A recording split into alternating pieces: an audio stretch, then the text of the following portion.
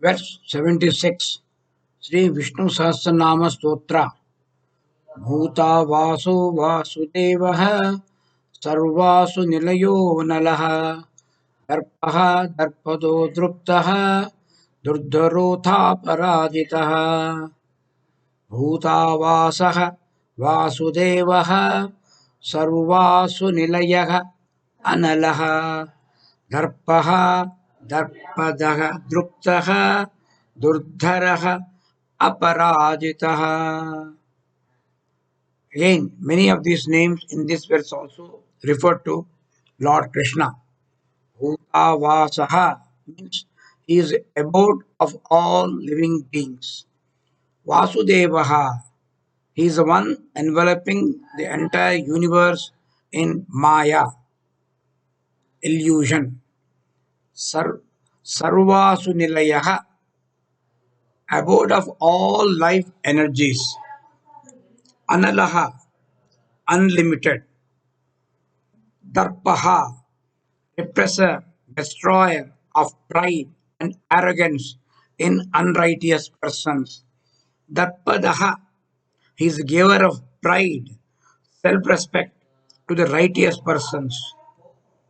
Druptaha, enjoyer of the divine bliss. Durdharaha, one who is difficult to contemplate or difficult to hold in one's own mind. Aparajitaha, unconquered, undefeated, one who cannot be defeated, encountered by anyone. Now let us see the names in greater detail. Bhutavasaha, abode of beings. Vasantam tvayi bhutani, bhutavasaha tat bhavan. Harivamsha says, the very dwelling place of all the great elements. You are the very dwelling place of all the great elements. Since the beings dwell in you, you are called Bhutavasaha. Bhagavan himself says in the Bhagavad Gita, verse 8 of chapter 10, Aham sarvasya prabhavaha mattaha sarvam pravartate. Aham sarvasya prabhavaha. I am the origin of all. Mattaha, from me. Mattaha sarvam pravartate. From me everything evolves. I am the origin of all. The statement is elaborated. From me everything evolves. Iti matva bhajante mam. Buddha, the wise person, knowing this, understanding this, he worships me.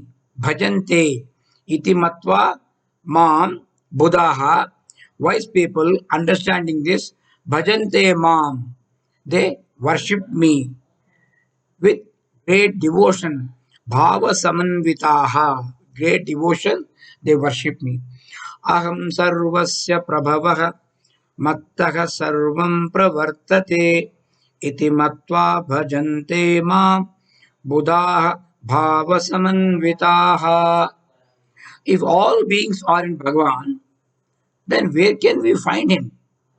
The next name clears, answers this doubt. Vasudevaha is the next name. Vasudevaha means enveloping the universe with Maya. One who envelops the entire world with his Maya Shakti, that is power of wheeling, and that is Vasudevaha. The Lord Himself declares the same thing. Again in Bhagavad Gita, verse 4, chapter 9.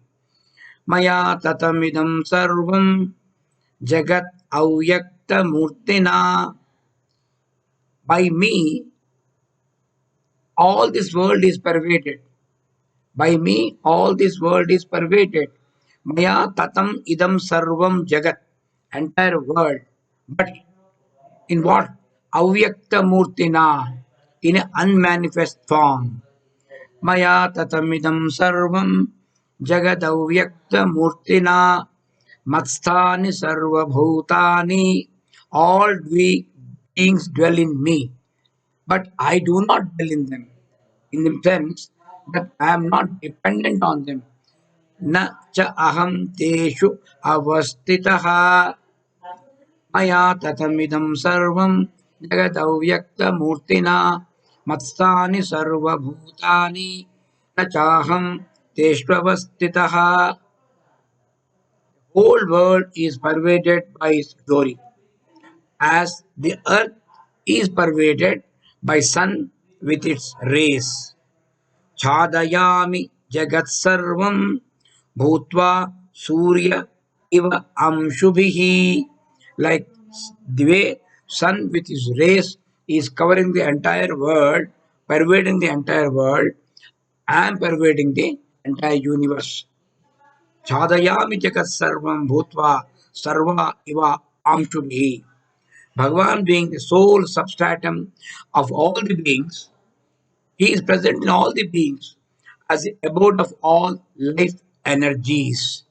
He is present in me, means he is present in me as a life energy with which I am able to speak, I am able to talk, I am able to move, I am able to feel, I am able to think. In fact, whatever I can do is only because of that energy within me. And that energy, that super consciousness, is nothing but the Paramatma. Sarvasunilayaha. He is the very substratum for the life and existence of all creatures. He is the self. He is the life in all of us. He is the very support for the prana in each living being. The prana shakti, the very act of breathing, inhaling, exhaling, it is nothing but, that is why it's called a prana devata. Lord Hanuman is associated with prana devata. As Krishna, he was the very life breath of the entire Gokula. Without him, they could not think of even living. They could not even breathe. A moment of his non availability made them literally suffocate. They could again breathe peacefully only when he appears. So every time Krishna faced a danger, mind you, this happened umpteen times because of Kamsa went on sending one after the other his Rakshasas, his Asuras to kill the baby Krishna, later the boy Krishna. Of course, he did not succeed. But whenever Krishna faced such a danger, the hearts of all the Gokula Vasis used to miss a beat. They could not beat. So they actually when Kamsa, Krishna and Balrama to Mathura on the pretext of some yaga. Krishna was prepared to go, but the Gokulavasis were not prepared. They literally blocked the passage of his chariot, which Akrura was driving. Actually, Krishna has to plead with them, request them, persuade them to give way. Only then, when they oblige, because they were not prepared to allow Krishna to go and remain back in Gokula. Now, the next name, Anala, which means unlimited, this explains Rose light and how he could become the support of all the beings. Analaha means unlimited. One who is unlimited, he has unlimited wealth, unlimited power, and infinite glory. There is no boundary for his glories. There is no limit for his greatness. It is all pervasive. Now, Krishna, after listing the vibhutis as requested by Arjuna, tells him that what all he has given, all the vibhutis which he has mentioned, are only illustrative. A few examples of his glories and manifestations, because there is really no end to his manifestation. What he has given are only a brief exposition, a brief sample of the supreme overall glory. Krishna says, Na antah asti mama divyanam vibhutinam. O Parantapa, O Arjuna, mama divyanam vibhutinam, for my great glories, na antah asti. There is no end to this. Esha tu uddeshatah proktah vibhutehe vistaraha maya. I have only given a few samples of that. नान्तोऽस्ति मम दिव्यानां विभूतीनां परन्तप एष तोद्देशतः प्रोक्तः विभूतेर्विस्तरसो मया. Now, Lord Krishna is so humble.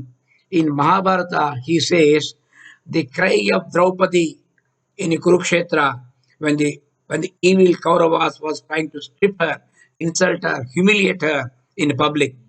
The cry of Draupadi, Govinda, Govinda, Tumeva Sharanam Mama, when she was crying, he says that cry is still reverberating in my heart. I could not fully repay my debt to her. A small incident happened long back when Krishna in Rajsuya Yagna, when Sushupala was talking all filth, all abuses, and Krishna waited patiently, patiently, and when Sushupala crossed the limit of 100 mistakes, then Krishna used his Sudarshana and cut off the head of Shishupala. In the process, a little finger of Krishna was hurt. It started bleeding because of the Sudarshana Chakra. It's only a small story. When this happened, Draupadi was nearby. Without hesitation, tore off a piece of cloth from her valuable sari and tied it on Krishna's little finger. Then Krishna says, I'm indebted to you for this piece of cloth. I will certainly repay my debt. And Krishna repaid in great measure. He gave to Draupadi unlimited, a saree of unlimited length and protected her honor in the Kaurava Sabha. Even then, Krishna still says, the cry of Draupadi Govinda is still reverberating in my heart. I could not fully repay my debt to her. Such is the compassion of the great Atma, great soul, Paramatma. He is extremely soft towards his devotees. This is an example of his soft heart, compassion for the devotees. But what about the arrogant evildoers? For them, he immediately transforms and he is capable of crushing the arrogance of all evildoers. He is called Darpaha. Darpa is pride. Darpa is one who is a repressor of pride. He is a destroyer of pride in arrogant and evil minded people. He crushed the pride of Indra also. Indra, when he wanted to teach a lesson to Gokulavasis for not praying to him but praying to Govardhana mountain, he decided to teach a lesson to them. He summoned all his powers under his command, and there was a heavy, heavy rain, hailstorm, and sort of a cyclone, small village, and he and all the villagers were terribly scared what to do. They were the running helter and skelter. Then Krishna lifted the Govardhana mountain on his little finger, held it aloft like a great umbrella, and held it in that position continuously for 7 days and 7 nights without any rest, without any break. And then by this, he protected all the cows, the gopas and gopis, while the entire population of Gokula was on living on the bank of Yamuna river. They took shelter under this. Indra was wonderstruck seeing this. He was wondering who is this boy who is able to do this. Then he understood this boy is not an ordinary boy. He is nothing. He is none other than the supreme Mahavishnu. The pride of Indra was totally crushed. That is why he's called Darpaha. And not only Indra, all the Rakshasas who faced him, they had to bite the dust. They were killed. And the last moment, they realized the strength and power of Lord Krishna, Lord Mahavishnu in whatever manifestation. You can hear this happened to Mahabali, Vali. It happened to Bali Chakravarti. This happened to all the Rakshasas.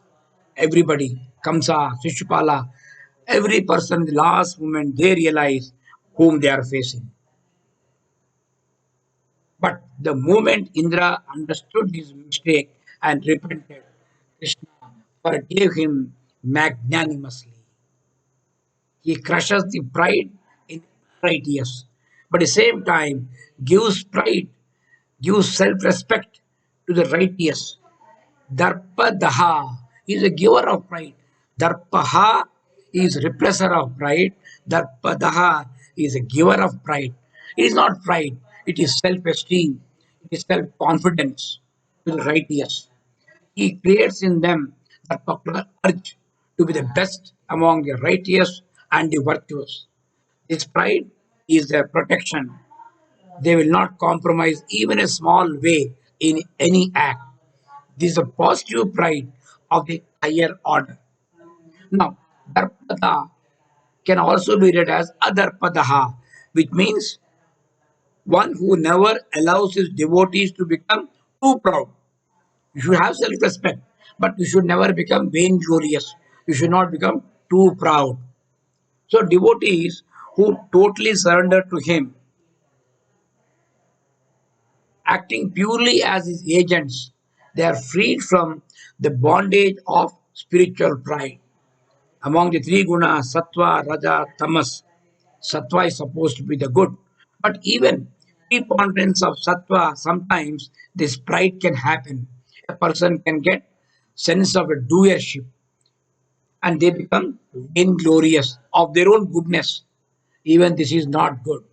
So this is the meaning of other padaha is he will not allow them to become over proud, but he will give them self-respect, self-esteem, give them the confidence to stick to their chosen path.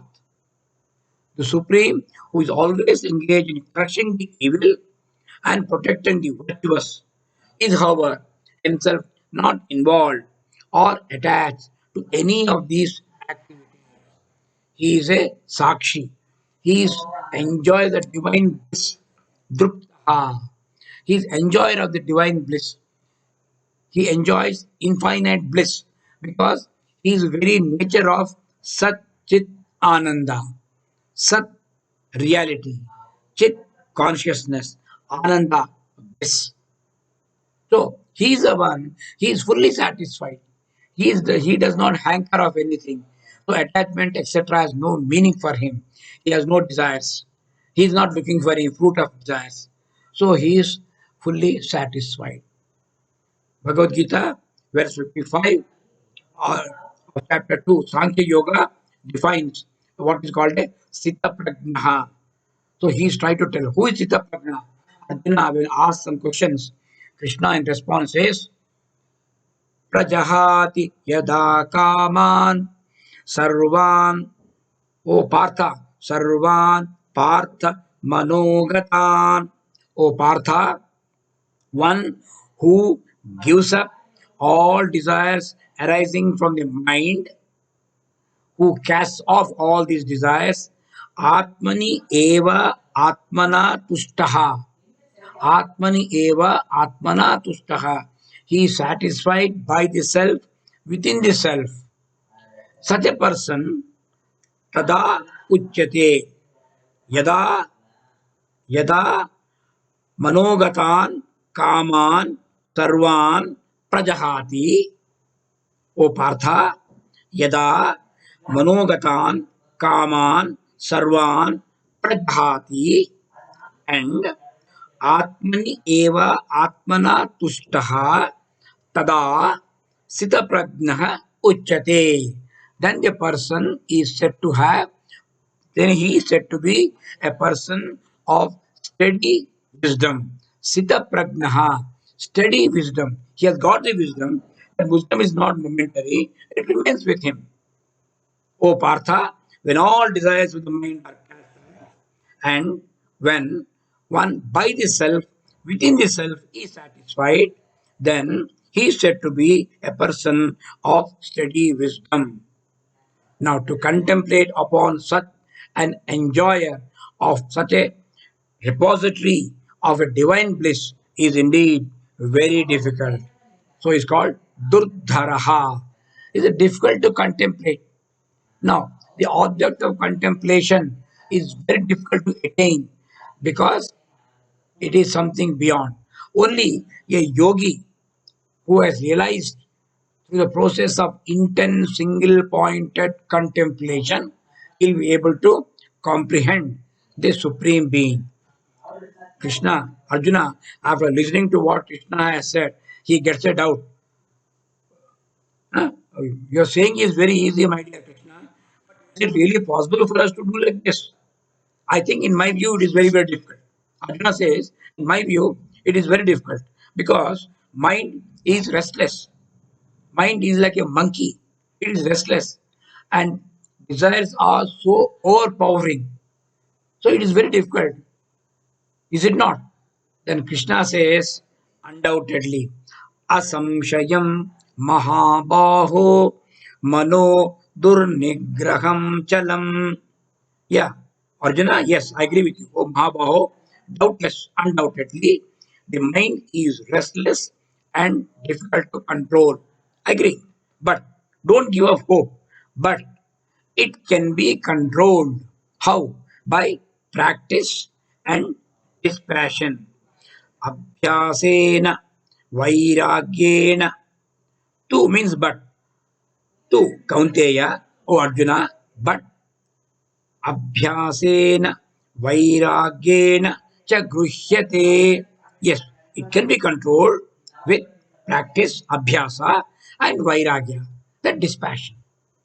Okay. Asamshayam mahabahu mano durnigraham chalam abhyasena tu kaunteya vairagyena cha grishyate. It is not possible to physically time down also. Now, not only contemplating in your mind, contemplating in the mind is one thing. Okay. Now, assuming that the Supreme Being Krishna is a physical entity, is a boy, is a small boy, or a grown up person, is it possible to time down with a rope? Not possible. This was understood by the affection of Mother Yashoda. Affectionate Mother Yashoda also understood. She tried to tie Bal Krishna with a rope and tie him to a binding stone. But however many thread he used, always the thread was found to be short. She brings a longer thread, still it is short by 2 inches. She brings a still longer one, it is also lesser by 2 inches. It is a Maya of Lord Krishna. And only when Yashoda gives up with she helplessness, seeing her helplessness, Krishna happily permits her to tie it down. You can tie him down only with his consent and his permission, only by his grace. Otherwise, not possible. The same thing was realized by evil-minded Kauravas. Hundreds of the Kauravas brought ropes to tie down Krishna. Is it possible? Krishna immediately transformed into Virat Rupa, seeing that all these fellows fell down unconscious. They forgot about tying down. The Supreme Being, but such a Supreme Being is so simple. He himself washed the feet of Kuchela, the shabbily dressed childhood friend. This is the magnanimity of Krishna. You can climb down only by faith, only by devotion, only by affection, not by any other means. So, such a person who is not easy to be contemplated obviously cannot be conquered. Aparajitaha. This is the, this is the concluding name of this particular verse. Aparajitaha means unconquered, unvanquished. He is never conquered. His glory itself cannot be conquered. Forget about conquering him. This being, this being the reality in all. Who is supreme? The supreme is the reality in all of us. It is within us. Then how can our petty senses, mind, and limited intellect can ever conquer? Forget about conquering. It can never even reach him. Even when the mighty and terrible asuras fight against the supreme, they can never vanquish the self, divine Narayana, the supreme Mahavishnu, because their weakness is they are riddled with their overwhelming power of desire and passions. Desires and passions. As long as there is raga and dvesha, kama and krodha, nobody can ever conquer him. Nobody can tie him down. Nobody can comprehend him. Okay. With this, we'll conclude this verse. Asatoma satgamaya tamasoma ज्योतिर्गमय मृत्योर्मा अमृतंगमय Om Shanti Shanti Shanti.